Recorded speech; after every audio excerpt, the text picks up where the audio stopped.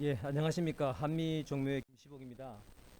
오늘 제가 드릴 말씀은 화훼 작물의 수입 현황과 위해성 평가 기준에 대해 산업체에 종사하고 있는 한 사람으로서 몇 가지 말씀을 드리고자 합니다.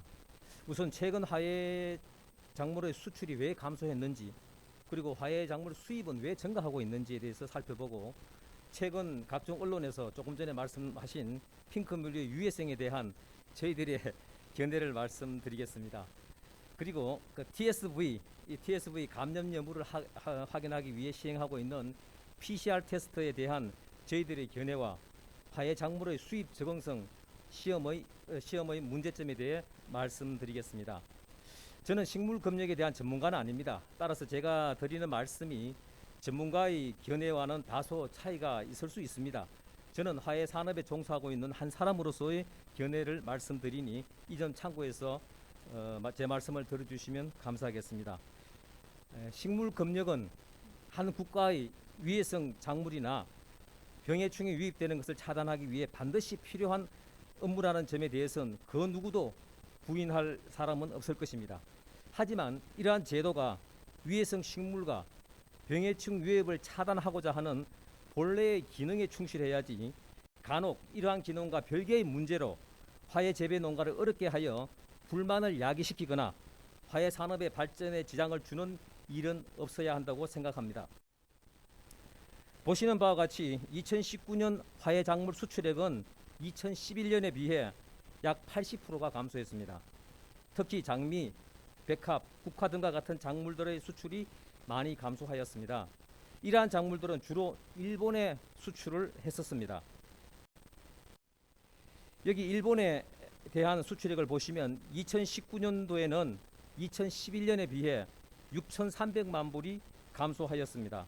이는 전체 수출액 7,300만 불의 86%에 해당되는 수치입니다. 즉 전체 수출액이 감소된 가장 큰 이유는 대일본 수출액이 감소되었기 때문입니다. 그러면 왜 대일본 화훼 작물 수출이 이렇게 감소되었는지에 대해서 말씀드리겠습니다. 1994년도에 네덜란드에서 아시아 시장을 공략하기 위해 베트남 달라스에 화훼 작물 생산 기지를 설립하였습니다. 네덜란드의 막대한 자본과 기술이 투입되었고, 연중 화훼 작물을 생산하기 위해 적합한 기후 조건과 저렴하고 우수한 노동력을 확보하여 일본 시장을 우선 공략하였습니다. 일본에서는 한국에서 생산되는 화훼 작물보다 저렴하고 또 품질이 우수한 베트남 달랏 하즈팜으로 수입 노선을 바꾸었습니다. 따라서 한국의 대일본 수출 물량은 급감하였습니다.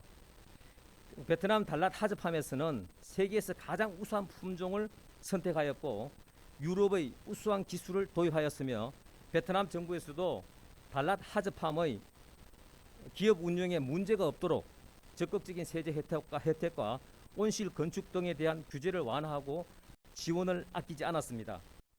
이로 인해서 약 4,000명에 가까운 새로운 일자리를 창출하였고, 지역 농민들의 수익과 지역 경제 발전에 크게 기여하게 되었습니다. 이것은 달랏 하즈팜 인근에 있는 개인 농가들의 온실입니다. 달랏 하즈팜에서 모종을 공급하고 기술을 지원해서 우수한 품질의 화훼 작물을 생산하고 있습니다. 이것을 수매해서 일본으로 수출을 하고 있습니다. 이것은 산업체, 정부, 지역 주민, 연구기관 등이 서로 협력해서 상생을 한 성공 사례라고 할 수 있겠습니다. 수출은 2011년에 비해 2019년도가 약 80% 감소했지만, 2019년도의 수입액은 2011년에 비해 약 2배 가까이 증가했습니다. 국내 내수 시장은 감소되지 않았습니다. 오히려 최종 소비자인 일반 국민들은 꽃에 대한 수요와 다양성이 증가하였고 고급화가 진행되고 있습니다.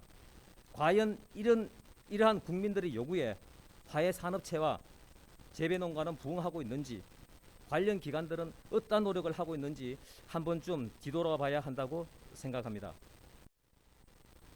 네덜란드의 제품이 증가하고 있는 것은 고급화로 볼 수 있고, 중국 화훼 작물의 수입이 증가하고 있는 것은 가격 경쟁력이 뒤지고 있다는 것을 의미하며 기타 국가의 작물이 증가하고 있다는 것은 소비자의 다양성이 증가하고 있다고 볼 수 있겠습니다. 그 핑크뮬리는 인증사의 그 사진 명소로 SNS를 통해 널리 알려졌습니다.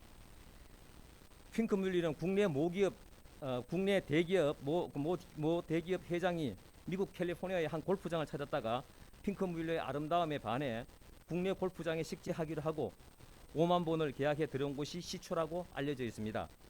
본격적으로 알려지기 시작한 것은 국내의 종묘 회사들이 농가에 샘플을 제공하였고, 이 농가들은 각 지방자치단체에 시범 식재를 하여 좋은 반응을 얻었고, 이로 인해 차츰 확산이 되어 전국 단위로 식재되기 시작했습니다.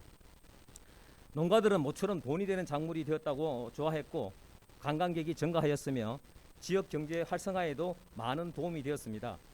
하지만 전국적으로 확산되니까 환경 문제, 생태교란, 생물에 대한 논란이 시작되기 시작했습니다. 이에 환경부에서는 유해성 2급으로 지정했고, 각 지자체에서는 핑크뮬리를 베어내라, 더 이상 심지 말라는 지침이 내려졌습니다.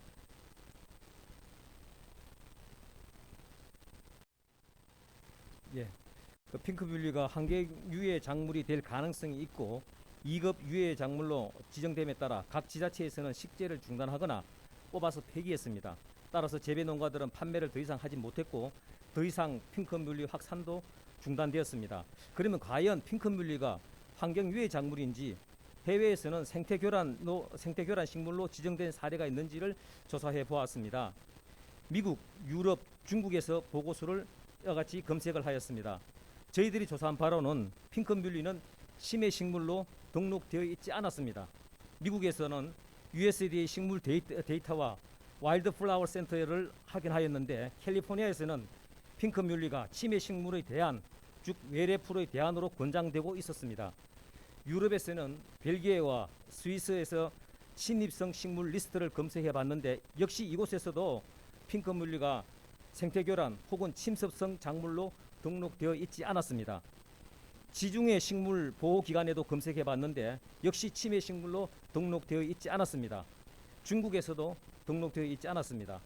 세계 침습성 품종 등록 관리 기구에도 핑크뮬리가 환경 유해 작물로 등록되어 있지 않았습니다.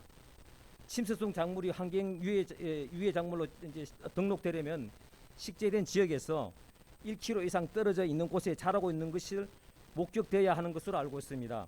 저희들이 조사한 바에 의하면은 식재된 곳 이외에는 발견된 사례는 전혀 없었습니다. 또한 월동력이 약하므로 제주도와 남해 지역을 포함한 지역에는 어느 정도 월동이 되지만 그 내륙 지방의 경우에는 겨울철에 관수를 하거나 또 볏짚 등으로 덮어주지 않으면은 고사될 가능성이 아주 많았습니다. 경상도 지역에서 실제 실험한 바에 의하면은 방치한 곳에서 절반 이상이 자연 고사했습니다. 이어서 그 TSV 사례에 대해서 말씀드리겠습니다. TSV는 약 6년 전인 2015년도에 국내에서 검출되었다고 보도되었으며 2016년 농림축산검역본부에서 역학조사를 추진하였고 1년 뒤인 2017년 4월 13일 농진청에서 병해충 위험평가위원회를 개최하여 위험평가를 실시하였습니다. 그 결과 농작물 예상 피해는 보통 이하, 긴급 방제 불필요로 평가되었습니다.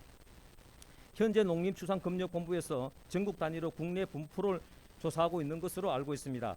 조만간 결과가 나올 것으로 기대하고 있습니다. TSV는 농작물에 끼치는 피해가 심각하지 않고 각 나라에 많이 분포되어 있는 병해이고 우리나라에서도 비록 2015년도에 발견되었지만 아마 오래전부터 분포되었을 것으로 추정하고 있습니다. 왜냐하면 메리골드, 루드베키아, 에키네시아 등과 같은 작물들은 이미 오래전부터 수입되어 국내에 재배되어 왔기 때문입니다. 저희들이 종자를 수입할 때 동일한 지역에서 채종된 종자라 할지라도 포장 번호별로 TSV 확진 검사 결과가 다르게 나타났습니다. 외국의 경우 TSV는 종자에 대한 감염 여부는 조사하지 않고 있다고 합니다. 이는 종자의 유통 과정, 보관 장소, 취급자에 의해서 감염될 수도 있고 운송 도중에도 감염될 가능성이 있기 때문이라고 합니다. 최근 수입된 딸기 종자의 경우 TSV가 검출되어 종자가 반송되었는데 이를 6종 채종한 회사에서는 상당히 곤혹스럽고 수치스러운 일이라며 한국에 딸기 종자를 더 이상 판매하지 않겠다고 통보했습니다. 또한 자체적으로 검사한 결과 TSV는 검출되지 않았다고 했습니다. 종자 딸기는 런너형 딸기 품종과 비교하였을 경우에 바이러스 프리라는 특징이 가장 큰 장점입니다. 해당 종자 회사에서는 창립 후 20년간 딸기 종자를 개발, 생산, 유통하였지만 TSV를 포함한 바이러스 검출은 한국이 처음이라고 합니다. 네덜란드의 경우 TSV 감염 여부는 재배에서 어느 정도 자란 뒤에 식물체의 감염 여부를 조사하고 있다고 합니다. 이어서 수입 적응성 시험에 대한 사례에 대해서 말씀드리겠습니다. 종자산업법 규정에 의거 국내에 처음으로 수입되는 품종의 종자를 판매할 목적으로 수입하고자 할 때는 시험 실시 기관의 장에게 해당 품종의 수입 적응성 여부를 확인받아야 합니다. 화훼 품목의 경우 온실에서 재배되는 것이 대부분이고 재배되는 품목이 다양하고 소량씩 수입되는 것이 대부분이므로 수입 적응성 시험 대상에서 제외되어 있었습니다. 하지만 최근 관상용 고추, 도마도, 관상용 화훼 품목을 채소로 포함시켜서 수입 적응성 시험 대상 작물로 포함시켰습니다. 이에 대한 규정을 국립종자원에서 수정 보완하고 있는 것으로 알고 있습니다. 지난 2017년 4월에 인천 송도에서 식물 병해충 국제적 전파를 막기 위해 농산물 무역과 관련된 식물 검역 국제 기준을 제정하는 국제식물 보호 협약 제12차 총회가 개최되었습니다. 우리나라뿐 아니라 모든 나라들이 식물 병해충 국제적 전파를 막기 위해 많은 노력을 하고 있습니다. 국내에 유입되지 않은 병해충이나 자국 식물에 영향을 줄 수 있는 침습성 작물은 철저히 차단되어야 합니다. 이에 대해서는 그 누구도 반론을 제기하지 않을 것입니다. 하지만 핑크뮬리처럼 과학적인 근거가 없음에도 불구하고 여론을 의식해서 환경유해 2급 작물로 지정하여 화훼 산업을 위축하게 하는 일은 없어야 한다고 생각합니다. 저희들이 핑크뮬리 종자 수입을 중단하자 해외의 한 업체는 저희들이 국내에서 판매한 가격보다 10배 비싼 가격으로 종자를 판매하여 국내 농업인들에게 고충을 안겨주고 있습니다. TSV와 같이 이미 국내에 많이 분포되어 있고 그 피해가 미미한 수준이라면 가능한 신속히 규정을 보완하여 PCR 테스트로 인한 경제적 손실과 인력 낭비를 줄이고 종자를 필요로 하는 농가에게 피해가 돌아가지 않도록 하는 것이 필요하다고 생각합니다. 수입 적응성 대상 작물에 대한 변경에 대한 사례는 화훼 품목과 채소 작물에 대한 이해 부족과 편의성 위주의 행정으로 초래된 결과이지 않나 추정해 봅니다. 다행히 이러한 규정에 대해 국립종자원에서 보완하고 있다고 하니 아마 조만간 해결될 것으로 기대합니다. 최근 우리나라 국회와 정부는 화훼 산업 발전 및 문화진흥에 관한 법률을 제정 시행하였고 영세화훼 농가의 재난지원금 예산을 증액하는 등 국제 경쟁력 강화와 코로나로 인한 화훼 산업 전반의 위기를 극복하기 위해 노력을 하고 있습니다. 이러한 시기에 수입되는 화훼 작물의 위해성 평가가 국제 기준에 적합한지를 검토하고 문제점을 분석하여 대안을 마련하는 것은 화훼 소비자인 국민의 꽃, 문화, 향유 권리를 보장하고 침체 일로를 걷고 있는 화훼 산업의 제도약에 크게 기여할 것으로 생각합니다.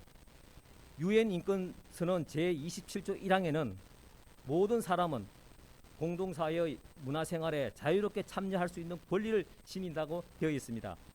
식물병해충이 국내에 유입되어 재배농가들에게 피해를 주는 일은 없어야 합니다.